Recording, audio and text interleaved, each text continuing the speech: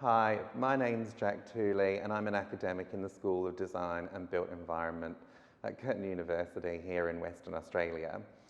This presentation is based on a personal and professional interest of mine which I'm pursuing in the form of publications and my doctorate. I'm interested in how people judge one another at face value and particularly how the design of space plays a part in this. This is an important thing to understand from the perspective of the built environment because it helps in the pursuit to design effective convivial spaces.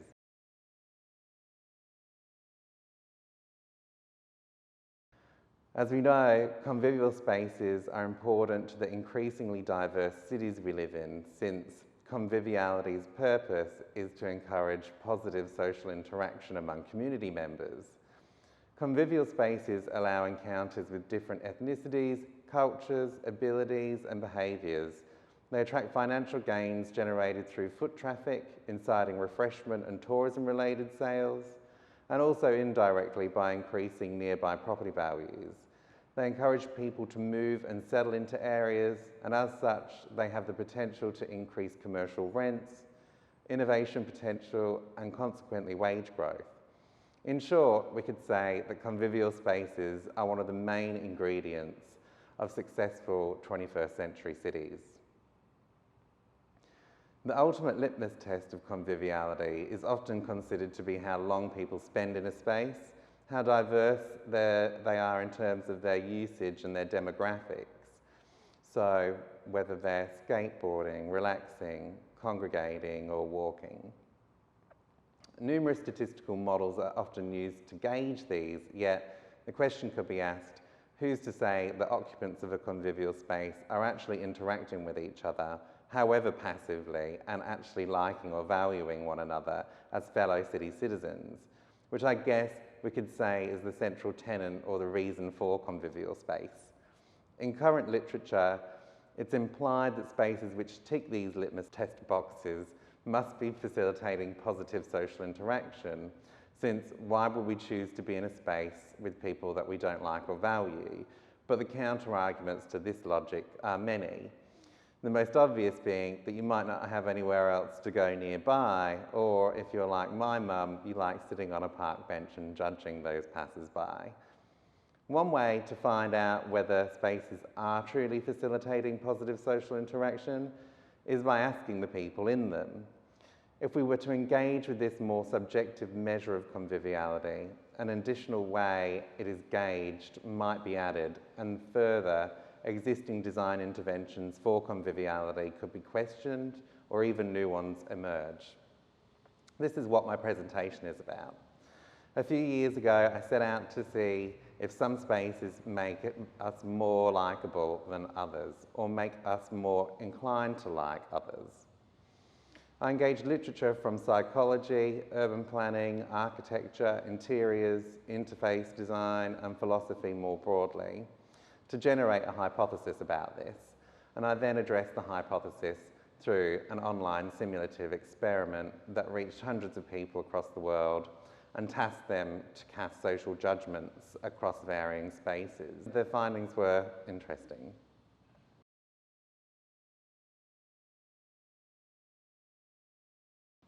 I started with Erving Goffman's many texts on social etiquette. In particular, Goffman was useful in giving a basic insight into my query, since he investigated social judgments between strangers relative to space. And his discussions led me to the idea that strangers' judgments of one another are affected by the space they find themselves in, and this is largely because spaces cue expectations of people which can be fulfilled or contested. Goffman outlines how space is something used as a prop to both perform with and a stage to cue action, almost in a coercive manner. And examples are provided such as how an American judge would require a hammer and a courtroom, and how the standardization of workspace symbolizes the required standardization of its staff. So Goffman concludes behavioral expectations are therefore significantly cued and shaped by space, though of course always affected by context. And this is because people are exposed to numerous iterations of the same repeated patterns of people behaviour and space over time.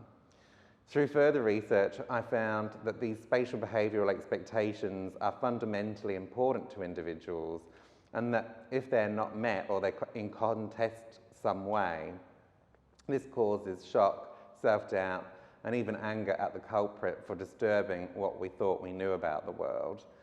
And this is a point raised implicitly and explicitly through Goffman's texts and other theorists like him, but it's also supported by numerous psychological studies that note how our neurocognitive structures are immediately affected when expectations are not met. And this results in forms of arousal, often termed dissonance, disequilibrium, uncertainty, and so on.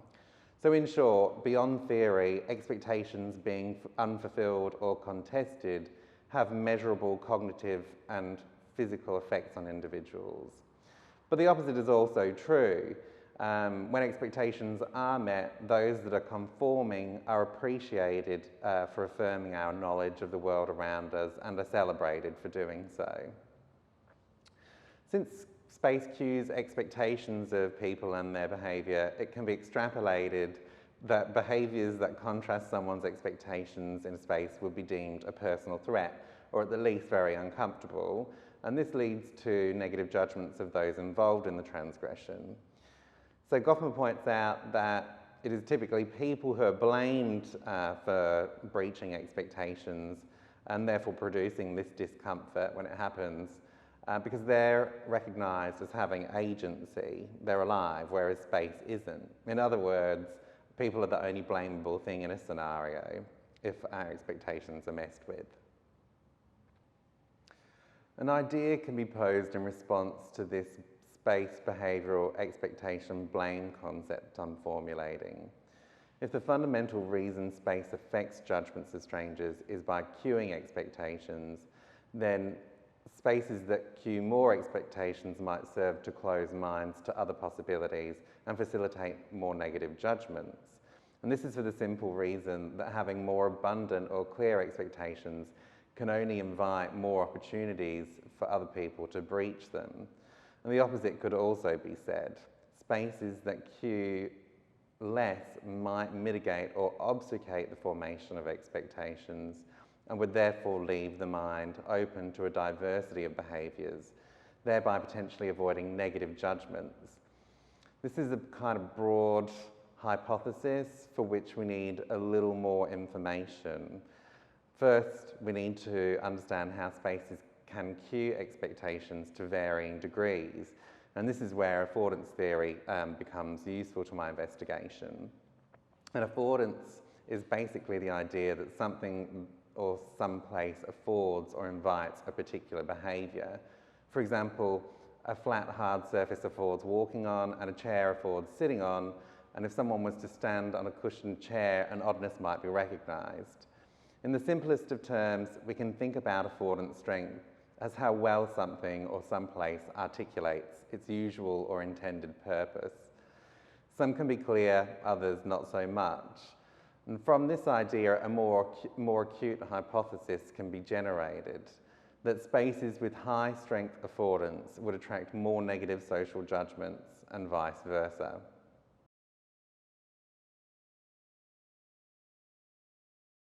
To address this hypothesis, an online survey experiment was undertaken that tasked 230 self-selected participants from across the Western world to cast judgment of a provocative character filmed in one of 3 public spaces. These spaces were scattered across Perth City here in Western Australia, and they had a main purpose of civic transition, and they were allocated along a continuum of affordance strength by research assistants and through several pre-studies. One space was analysed as having a low affordance strength, so it cued less expectations, another as high, so it cued more expectations, and one sat between these as a medium affordance strength. And the transitory function of the spaces, the actor and his behaviour were things that were made constant throughout the 3 scenarios as to isolate affordance strength as the potential cause of difference, if there was any cause of difference in the judgments from participants. A third of participants was put into one of the scenarios and excluded from the other two. The selection of a heteronormative white male was rationalised for the type of actor in the survey experiment scenarios as to isolate behaviour as a thing being judged. This is because in the contemporary Western world, we assume the deepest and most important differences among people are their personality, character, intelligence, skills and experience, and these are all observed through behaviour rather than appearance, though obviously it's acknowledged that race, gender and sexuality are influential or swaying factors. They're just not globally forming of them in our judgments. Thus, using the non-disenfranchised identity, we could say all other types of people could potentially be judged a little more harshly to varying degrees. The behaviour in the experimental videos was orchestrated with a choreographer and a team of research assistants to ensure it didn't appear overly theatrical, but was rather as close to a real-life encounter with someone in the street who was clearly contrasting the expected way to be. And that is in terms of simple transition. A pre-study confirmed this behaviour as attracting 39% likeability compared to when the actor was in the same space and walked through normally, which attracted a 70% likeability rating. After clicking on a Facebook advertisement, participants were directed to either a low, medium or high affordance scenario. So let's take a look at these. This is the high strength affordance scenario.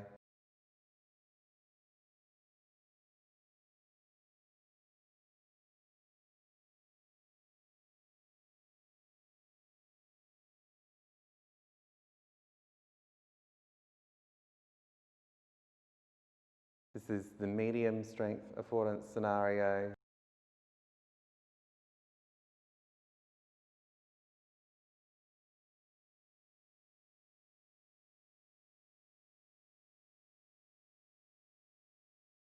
This is the low affordance strength scenario.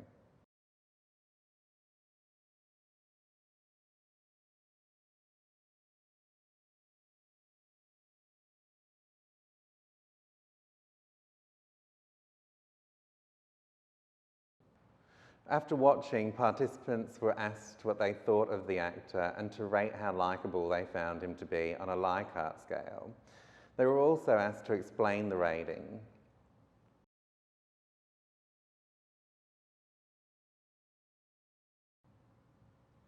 Comparing the data gathered, the results were somewhat unexpected. The medium affordance scenario attracted the most positive judgments, followed by the high affordance scenario, which obviously put the low affordance scenario as the place where the actor was most negatively judged. But upon further analysis though, particularly through consultation with the qualitative data, the original hypothesis did seem to gain more support. The negative judgments in the low scenario were by and large negative judgments toward the space and the context itself, for which the actor was held to blame. This is in the same way Goffman cites that people's lack of conformity is pinned on the person or the persons in the spatial context, since they're the only thing that has agency or the only blamable thing. Since the low affordance scenario intentionally lacked articulation in its purpose, respondents found this in itself to be frustrating and were confronted by their lack of ability to generate expectations of any kind. Further, respondents cited their dislike of the space's aesthetic, whereas in general the high and medium affordance spaces were noted for their likeable aesthetic. Isolating the qualitative data over the quantitative, both low and medium scenarios attracted equally positive judgment, and the high affordance the least positive. So in concluding the analysis, it seems that affordance strength may correlate to whether or not people are more inclined to like each other. However, the likability of the space in terms of whether people can discern to a comfortable degree what happens within it, and they appreciate the actual aesthetic of a space, also directly plays a part in the social judgments cast within. And this is why perhaps the medium affordance strength space clearly attracted a more positive set of social judgments, as shown in both the qualitative and quantitative data, because it had a relatively low affordance strength while not causing confusion, and was also liked by participants for its attractiveness. My research shows how using a psychological approach to conviviality assists in understanding more directly whether spaces are having a positive or negative effect on social interactions. This more direct and subjective inquiry into conviviality can assist in gauging the effectiveness of existing design interventions, such as providing ample seating, scale, and providing diversity of use, which are all angled, again, to tick those litmus test boxes of conviviality. But it also serves the idea that aesthetically pleasing spaces do affect social judgments within, something already well noted in convivial discourse. This experiment, alongside conceptualising Goffman's theory relative to conviviality, has also added another avenue with which designers might realise convivial space, by creating spaces with relatively low affordance, but not so low as to confuse and frustrate occupants. I always appreciate questions and other perspectives in my endeavour to find out how our cities can make us more likeable, so please feel free to inquire with me about my research. Once again, I'm Jack Tooley, and thanks for watching.